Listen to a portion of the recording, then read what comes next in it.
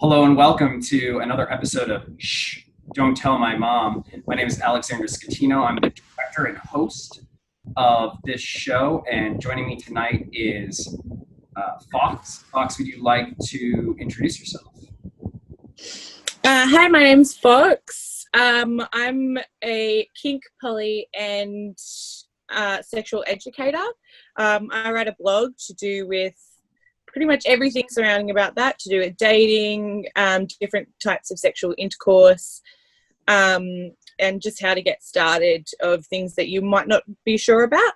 And I also have a shop for smaller kink items, such as collars, which is this one here, and I also have some badges, and they're all related to positivity surrounding kink, sexuality, and BDSM and things like that. Awesome. And where are you located? I'm located in a very small country town called Broadford, which is about an hour and 15 minutes north of Melbourne in Victoria, Australia. Now, is there a scene there? Is there a large scene there? In Broadford? No. In Australia, absolutely. In Melbourne, very much so. Melbourne has a very large scene for both kink and polyamory and alternative lifestyles in general. There's many groups that I'm a part of there, and frequent meetups and things like that, and events. Obviously not at the moment with COVID, but we are starting to move forward to start being able to plan some smaller events. So there are some dinners and things like that that are coming up. Sweet. And have you been able to stay in contact with your communities during this time? Yeah, absolutely. One of my friends, for polyamory specifically, actually has a dating app, which you can use to communicate with people in the scene. And the polyamory scene in particular is very close friendship-wise. So I'm friends with all the people that I've been in the part of the group of for nearly 5 years now. And for people in the polyamory scene, there's very much there's like a Venn diagram of kink and poly, and the middle section is quite large. So there are definitely people who are into kink who are polyamorous as well. For me, I think it's to do with just being open-minded, and not limiting yourself to different kinds of sexual pleasure and things like that. So there's very much an overlap between those communities, and I think that's how we stay in touch as well, because I think as soon as you're open-minded, then people will basically come together and you're stuck with them for the rest of your life, because we're all so accepting. So they become friends very quickly and they stick around. That's wonderful. I'm glad you have your scene and have the ability to have a lot of support inside of your sphere, inside of your relationships created through polyamory, and from that, other kink and other groups. Yeah. Now, with support, I know we were talking before that you are someone who provides a lot of support in these groups. What role were you in again with this? You were saying something about this polyamory group that you... Yeah, so my friend runs a group called Polyfinder. They also have a dating app for that, which is live in America as well. So it has expanded that far as well. So what I do with these groups, I have the term poly ambassador, which is a loose term, but basically what it means is when I go to events, I go to most events, I work on the door, and the main thing I do is I'll walk around the events all night. And if I see people who are sitting by themselves, anyone who looks a little bit nervous, like there might be a couple in the corner that are looking a little bit scared, that I'll make an effort to go and approach them and say, my name is Fox. If there's anything that you are scared to ask or you want to know but you are unsure of who to ask, you can ask me literally anything. I'll answer your questions. and point you in the right direction of what you want to do. And it will also help you find out whether this is the right place for you. And if it isn't, which is perfectly fine, then I can point you in the directions of other groups which might be better suited to you. So if they were at a polyamory meet, but they are more on the swinging scene, then I have friends and connections that I can push them in that direction a bit more. Yeah, that's great. I like the focus on relationships that you have. You seem to be a knowledgeable person in relationships. Do you have any like top questions that are asked you at these events? Things that come to your mind right now that that might be something that would give value for the viewers watching this? I suppose a lot of people have a slight misunderstanding of what polyamory really is.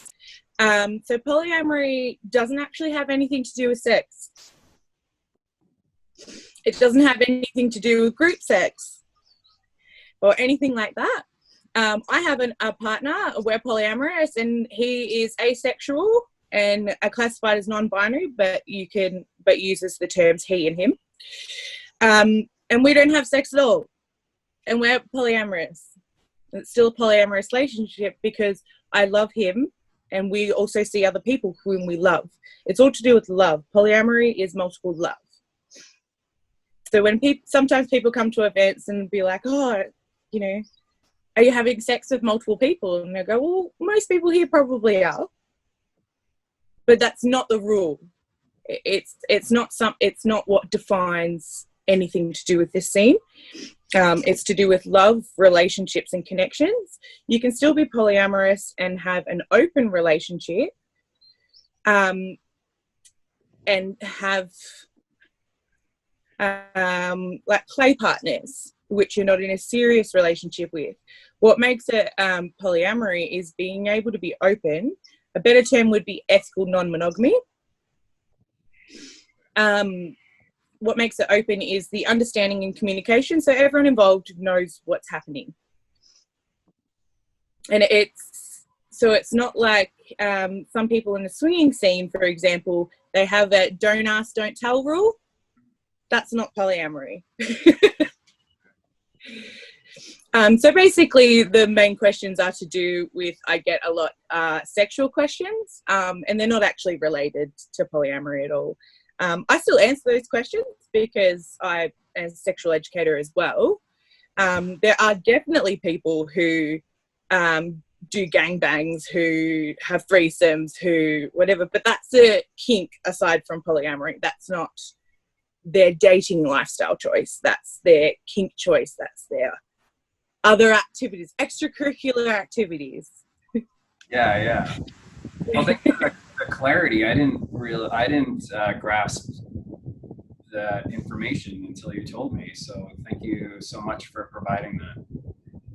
Gives me. Sorry, it's a common question. Yeah, exactly. And I can tell it would be a question that I would ask if I was there. So thank you for the clarity on that. And it is interesting that people often come in with preconceived notions of what's going on, especially in like the BDSM and alternative relationship scene, because there is so much ignorance to what's actually going on. And I think that's why I really do enjoy talking to practitioners and masters in these fields to get that perspective. And there is a lot of deep knowledge that goes into like thinking about these relationships. Yeah. Do you have any sort of personal philosophy that you use when you are engaging in these activities that are non-mainstream activities, something that provides you with support, not just from like another person, but from literature or things that you've made up for yourself?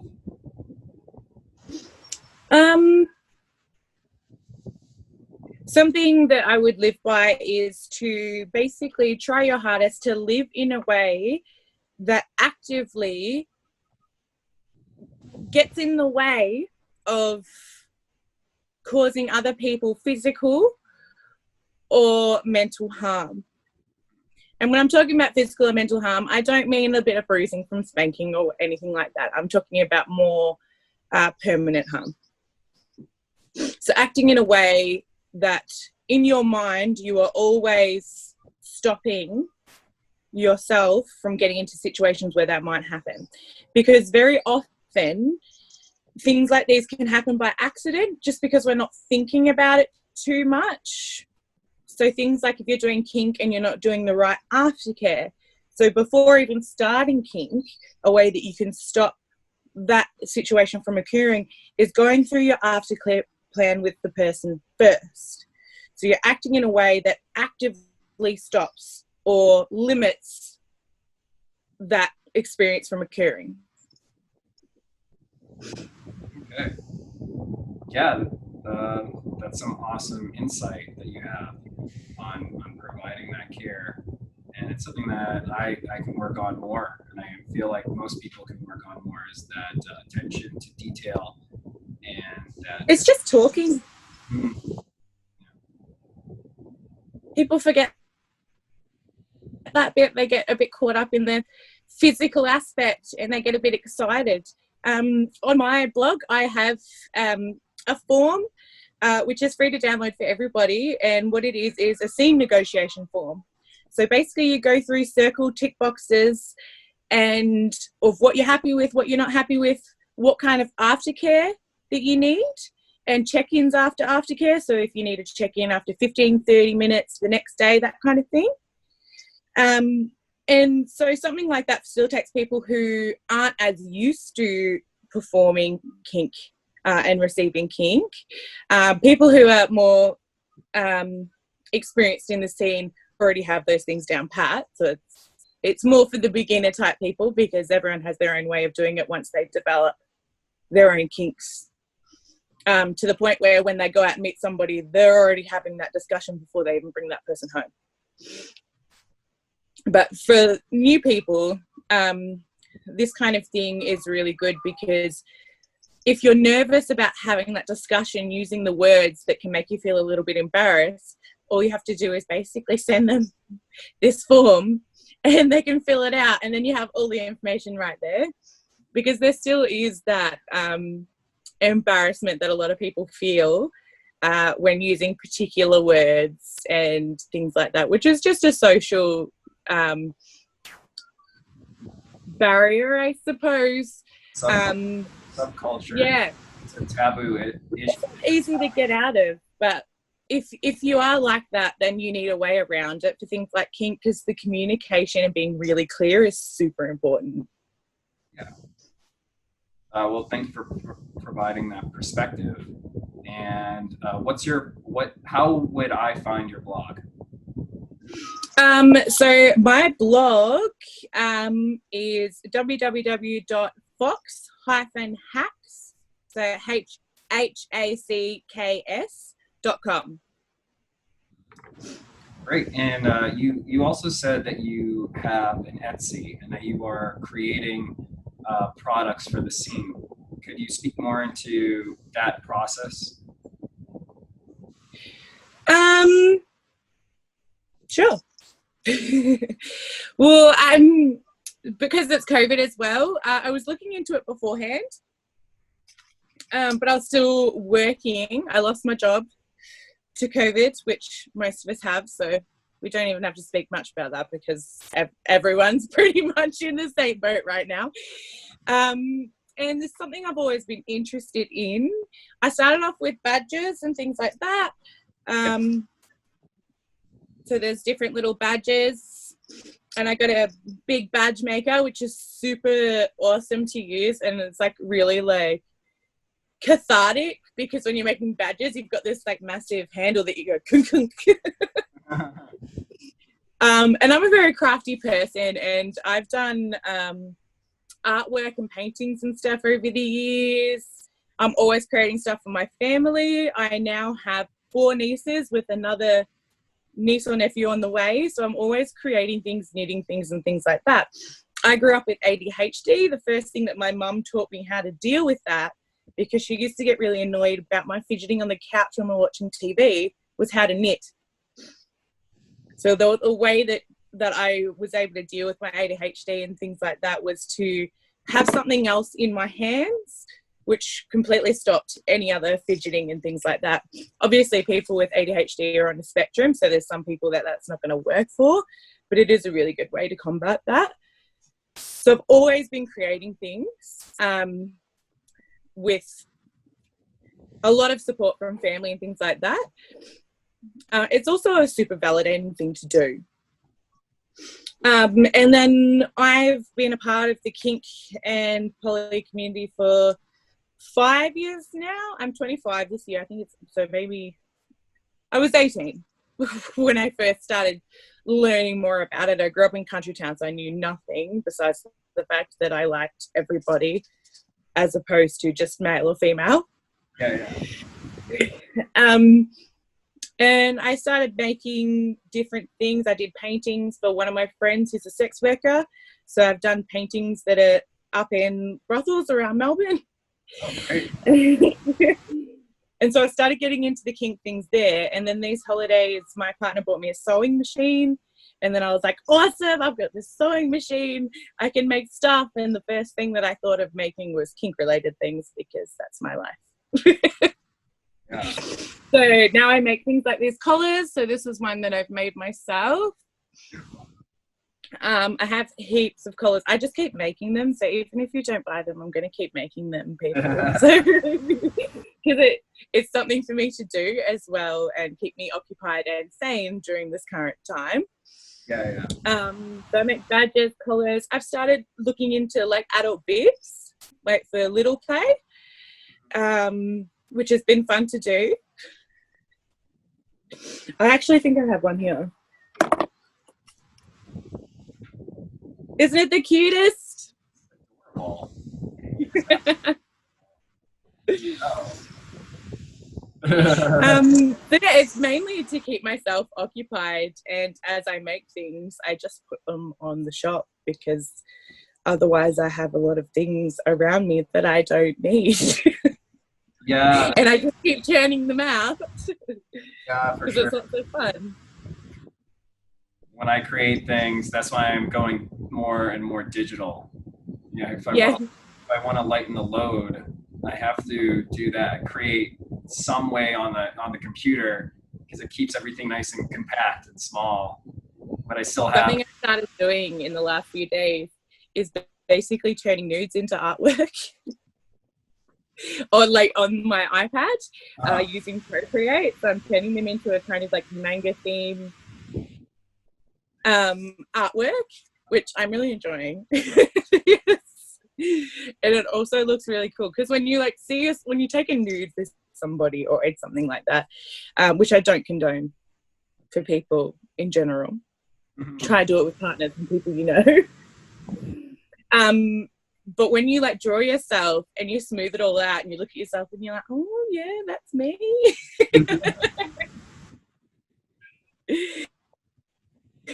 So that's a very validating experience as well. Yeah, it sounds like you have like a new service that you can start advertising. Is turn those nudes into send me your nudes. Send me your nudes.com. It's all in good taste. It's all in good taste. Come to me first. Yeah. Sorry. Smooth out all your lines. Well, good. I'm glad you're having fun and you're creating in this time. I know when I create that, sometimes I get into that flow state where I stop thinking about time and really get into those projects where I lose touch with time. Do you have those sort of experiences? Yeah, absolutely. I have no idea what day it is. The only reason I know what day it is today is because you're calling me. Otherwise, I'm just doing stuff all the time to get through. I have long-term health issues, and so I've been waiting to get into specialists, because obviously no one's really working and they're a bit scared to see patients at the moment. So to help me get through to that date, I've been completely distracting myself and absorbing myself in my arts and craft, which is really helpful. And also, if you do have long-term health issues, when you make something and you have the finished result in front of you, it's very validating, because obviously long-term issues can make your brain a little bit low on a regular basis. And so creating things and having something finished pretty in front of you, it gives you that boost to say, oh, I created this, this is something my body can do, and it helps you just get through a little bit more. That's inspiring, and I'm sure there are people out there currently that are searching for the thing to do to get them through hard times and hard body times. Physically or mentally, it doesn't matter. The validation is validation. Yeah, nice, lovely. So switching gears on a question that I personally enjoy is the question of a first experience where you started to see sex as a thing, or like creating that attraction when you were young, and maybe that attraction started coming up with a certain piece of media or content, or a book that you read, a song that you heard, a character that you saw on TV. Do you remember any of those experiences where you're like, I can see this happening. Me and the cartoon character. This is perfect. Mine's kind of humorous. Yeah. And it totally explains why my parents already knew that I wasn't straight. It's because I kind of jumped in to sexual things straight away when I started going through puberty. I was young. My first attractions were female attractions, but I think that was to do with females around me were developed before the males, that kind of thing. So the sexual characteristics of females came in first, and they were just the first thing that I noticed. And so I did a lot of research on my own on the internet, because I'm 25 this year. That's the age I grew up in. And a website that I used to watch, which is quite humorous and totally makes sense looking back on it, is welivetogether.com. And it's all lesbian videos, and they're totally unbelievable. Like, I looked them up recently and I was just laughing, because they're all dressed in like candy colors and like roller skates with, the high knee socks with all like the bright pink, and all their lingerie is bright pink and whatever. And if you watch their sexual acts, like, there's no way that's pleasurable. It's just totally visual. Yeah. So it's just these lesbians that lived in a house together that used to just like pick up chicks on the street, which obviously was not what actually they were doing.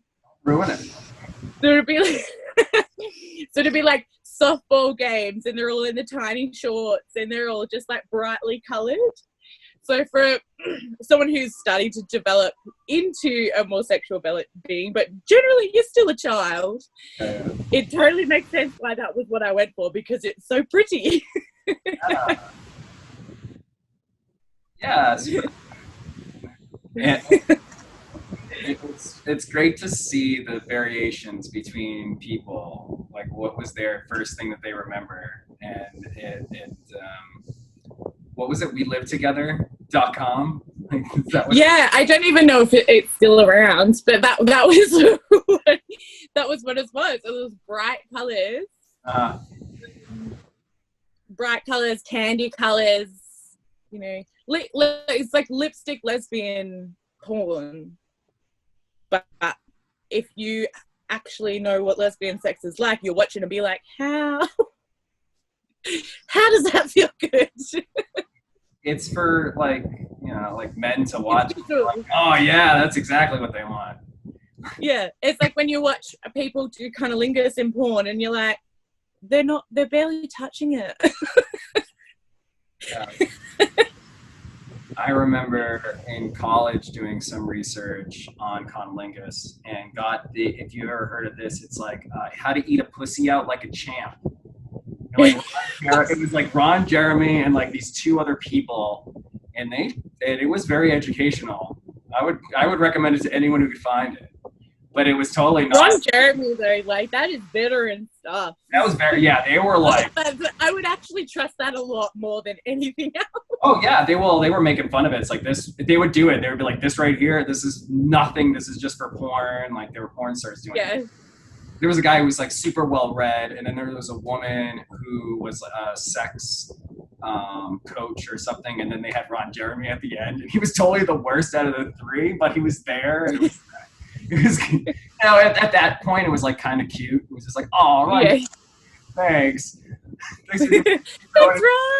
Thanks Ron. Yeah. So if anyone wanted to look up how to eat a pussy out like a champ, it's like a thing in my life from the internet. That's pretty funny.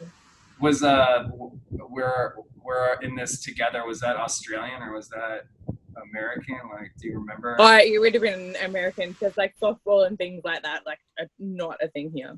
Okay. Yeah, I was like hoping. I was kind of visualizing these Australian people doing that, and people in America going like, "That's exactly what they must be doing in Australia. They're just picking people up at soccer games."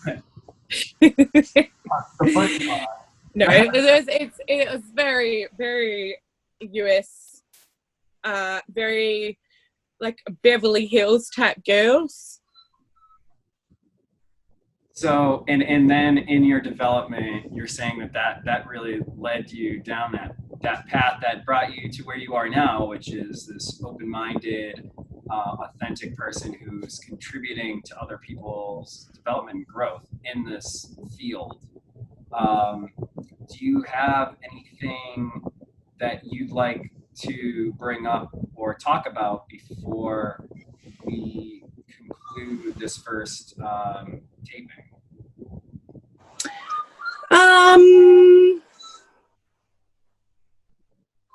I think the main part of kink that people really aren't good about is communication.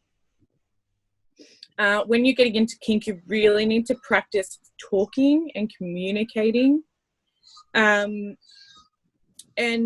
make sure that you get the most out of the experience for yourself, not just for the other person, unless you are completely masochistic and you're totally there for the other person, which makes sense. But make sure that you're getting something out of it. You're not just doing it for the other person. Because if you do something like that, because your brain can trick you into thinking that you're being harmed, the drops after kink can be quite more extreme if you're not getting enough out of it for yourself. So if you're just doing it for the other person, afterwards, it's very likely you'll feel used, and it makes the drop a lot harder, even if it's all totally consensual. So it's really important to try and get the most out of it for yourself, not just for the other person.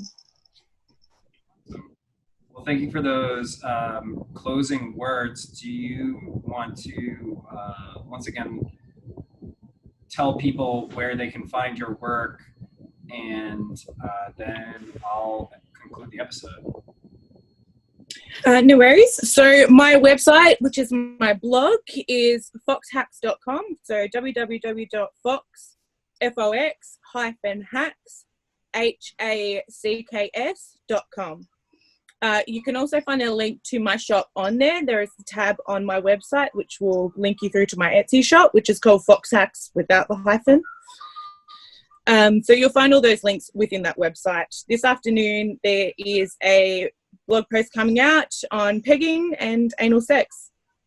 So if you want to, for beginners, if you don't know where to start with that, then that will be the place to go. Give you step-by-step instructions, including a list of what you will need. Oh yeah, this is the stuff that I need. I need to know more. I need to be the most educated person I can be to support myself and everyone I come in contact with. Anyways, my name is Alexander Scatino. I am the director of islandoftaboo.com, and this was Shh, Don't Tell My Mom. Guys, have a great day, have fun, and be well out there. Thank you so much.